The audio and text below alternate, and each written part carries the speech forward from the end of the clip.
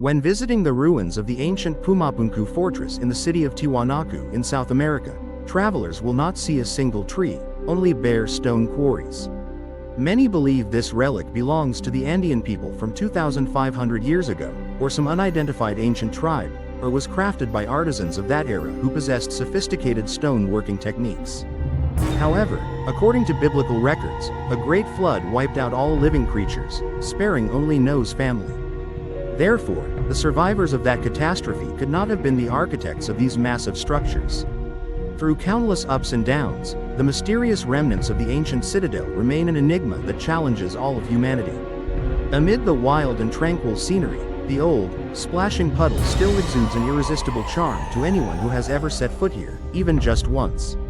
More intricate than the mysteries hidden within Egypt's pyramids, scientists are racking their brains trying to compare two massive archaeological works of humanity. The Lac Tan Pyramid in Acab and the ancient fortress of Puma Punku in Bolivia both demonstrate an extremely sophisticated level of construction and architecture. They doubted whether both were truly made with special tools or not. Puma Punku is located 72 kilometers west of the city of La Paz, in the Andes mountain range. The rocks here are considered the oldest and most complex ever discovered on the surface of our planet. According to some experts, Puma Punku is even more complex than the famous false pyramid at Acab. According to scientists, Puma Punku was built by the indigenous Aymara people, not the Andeans. This was the period when humans had just entered the Stone Age, with no written language, so no scientific or architectural knowledge could have been formed. Although detailed plans have not been mentioned yet, the necessary supporting technology is similar to how we construct skyscrapers today. Not only that, but if you look closely at the stone blocks, you'll notice countless tiny countersunk screw holes, each just a few millimeters in diameter. At Puma Punku, there are not only perfectly aligned and evenly spaced drill holes, but also massive stone blocks weighing up to 800 tons that have been polished to a flawless smoothness. But one thing that astonished scientists was the fact that all the rocks here are composed of red sandstone, granite, and diorite.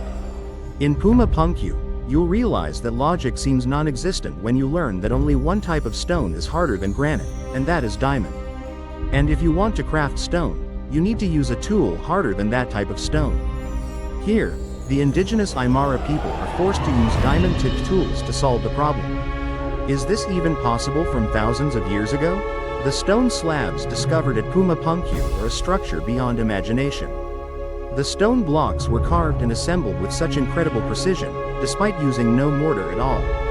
Not even a thin sheet of paper could slip through the cracks between these thousand-year-old stones.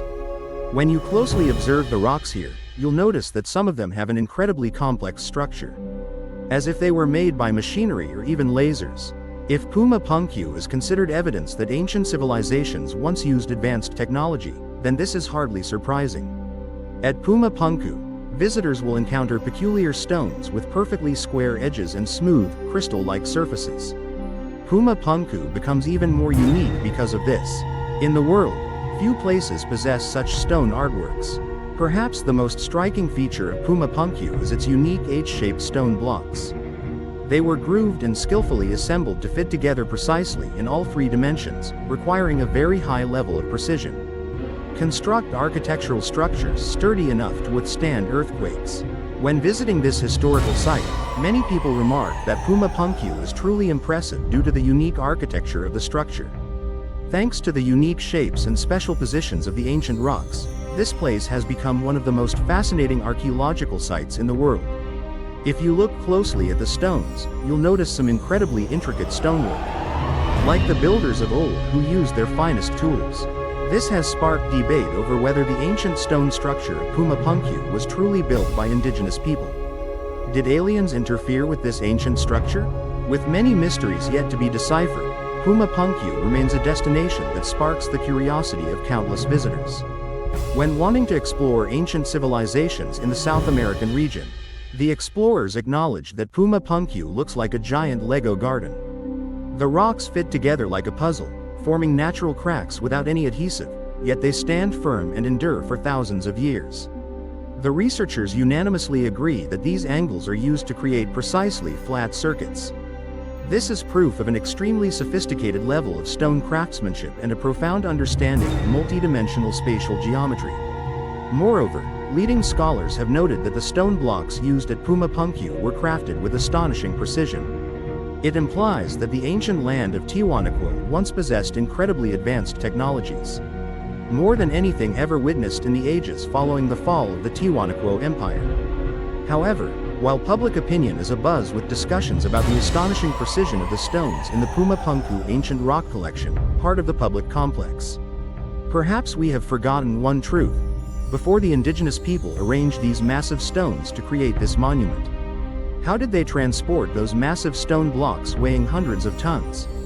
According to the survey, these stone blocks were transported up a slope from a quarry near Lake Titicaca. Puma Punku is about 10 kilometers away. Not only that, this place also features massive stone blocks weighing hundreds of tons, believed to have been transported from the Copacabana Peninsula nearly 100 kilometers away. Even before the Inca era, renowned for its brilliant engineers, Puma Punku was built by an ancient civilization that had no written language and was unaware of the existence of the wheel. This vehicle was originally used in the transportation sector. Professor Osmer from New York University commented, Puma Punku is situated at an altitude of 3,900 meters above sea level. It means it's located in an area where trees cannot grow. This means there are no more trees left to cut for logs to make rollers. So the question arises, how did ancient people move those massive stone blocks? Perhaps there existed some immense energy source capable of blasting massive boulders weighing hundreds of tons across the area. According to local legend, the Puma Punku ruins have been closely tied to the gods since the very dawn of creation. Legend has it that the first inhabitants of Puma Punku possessed extraordinary supernatural abilities. When it's possible to control ancient floating rocks in midair using sound. The interesting thing is that the Inca firmly believed in the authenticity of these legends and adamantly rejected any claims that their ancestors were otherwise.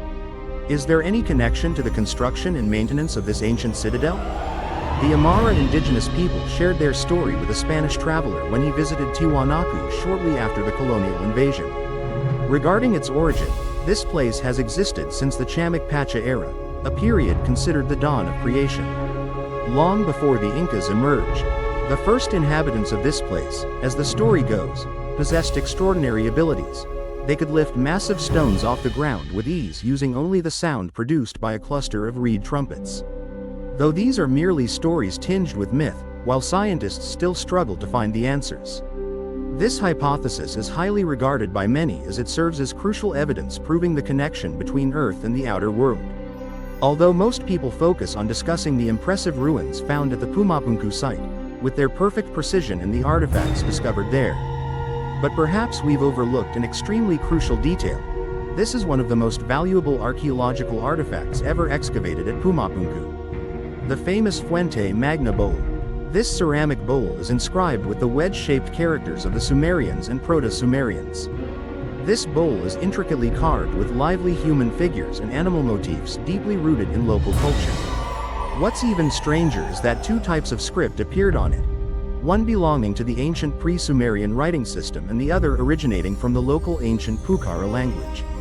The precursor of the ancient Tijuana civilization, Rosetta Stone of the Americas.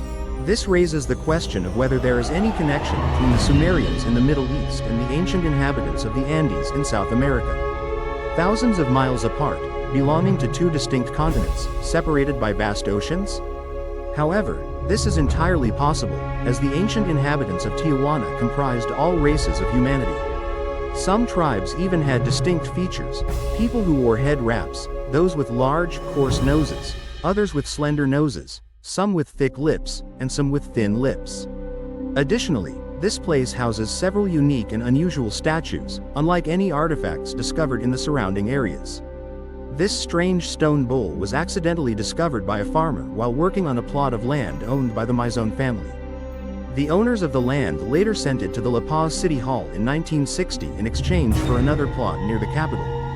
During the same period, Bolivian archaeologist Max Portugal Zamora discovered the existence of the bowl fragment and attempted to decipher the strange characters engraved on it, but without success.